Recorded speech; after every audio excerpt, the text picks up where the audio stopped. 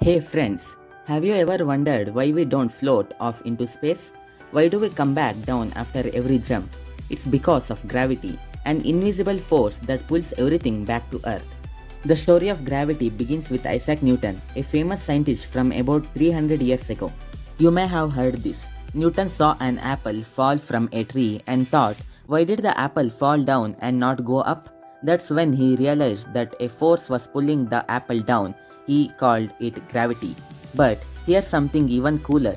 Everything that has mass pulls on everything else with this gravitational force. The more the mass, the stronger the pull. Examples of gravity around us. The sun's gravity pulls the planets around it, keeping them in orbit. Earth's gravity pulls the moon, making it rotate around Earth. The tides you see in the oceans, they happen because of the moon's gravitational pull on Earth's water. Isn't that amazing? Now, here's a fun observation. Why does a stone fall faster than a piece of paper? At first, you might think gravity pulls heavier things faster, but that's not entirely true. Actually, air resistance slows the paper down. If you drop both in a vacuum with no air, they fall at the same rate.